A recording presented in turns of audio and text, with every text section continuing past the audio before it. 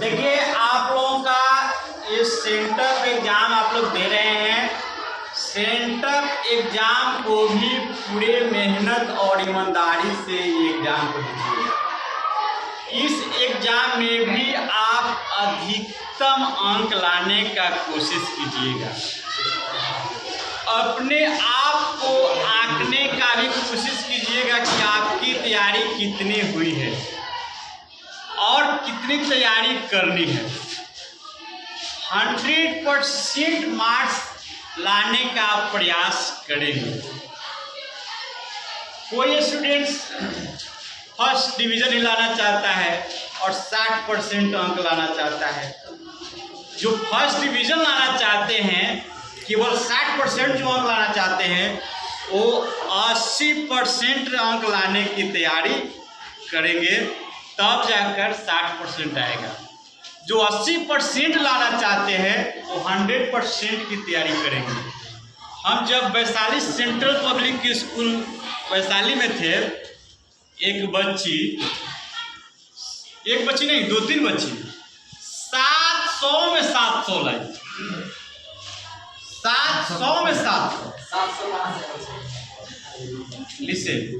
आज जब भी उस स्कूल में ये व्यवस्था था कि अगर आप सेट करते हैं तो उस पर भी नंबर कटेगा, किसी दिन ड्रेस डिफॉल्टर में जाते हैं उस पर भी नंबर कटेगा, कोई टास्क नहीं बनाते हैं उसका भी नंबर कटेगा। एक साल में कोई भी डिफॉल्टर हुआ है तो उसका भी नंबर जोड़ कर करता था एग्जाम में, फिर भी 700 में 700। तो अभी भी समय है, लगभग 2 महीने समय है ना, 1 महीना। तो 2 महीने में आप ऐसा तैयारी कीजिए, इतना अच्छा तैयारी कीजिए, बेहतर से बेहतर होने की प्रयास कर, बेहतर से बेहतर होने की प्रयास कर।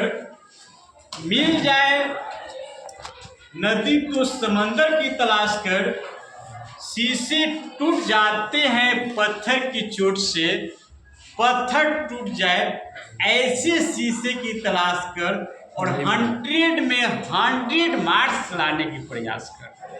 तो आप 100 में 100 मार्क्स लाएंगे।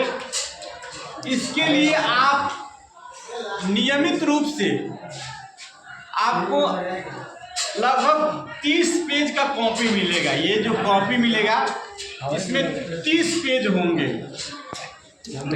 आप टाइम देखकर नियमित रूप से 3 घंटे स्थिर बैठकर डेली एक प्रैक्टिस सेट बनाइए, डेली एक प्रैक्टिस सेट बनाइए और उस प्रैक्टिस सेट को या तो किसी टीचर से या अभिभावक से या फिर कोई ना हो तो अपने से उसका मूल्यांकन कीजिए।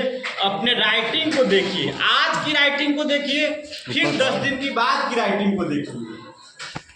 10 दिन में आपका राइटिंग कितना सुधरा, आप कितना टाइम में कितना लिख पा रहे हैं, कितना अच्छा लिख पा रहे हैं, और उस हिसाब से आप मेहनत कीजिए।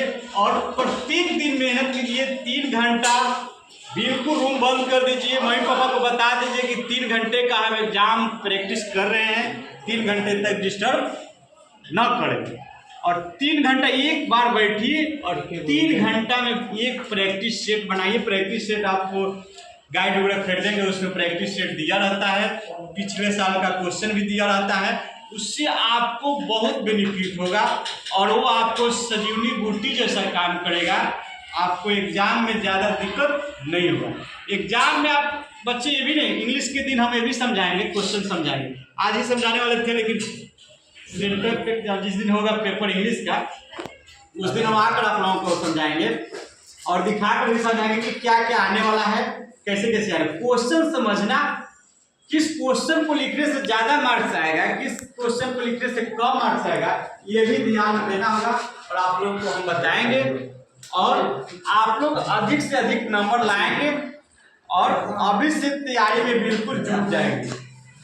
अगर आपको कुछ करना है, अच्छा नंबर लाना है, तो आपको जी जान लगाकर ये 2 महीना तैयारी करना है। अगर 2 महीना अच्छा से तैयारी कर दिए तो आप 20 साल तक अच्छा से जो है जी सकते हैं, खा सकते। 20 साल का पूरा जीवन, पूरा जीवन उसका बेनिफिट आपको मिलेगा।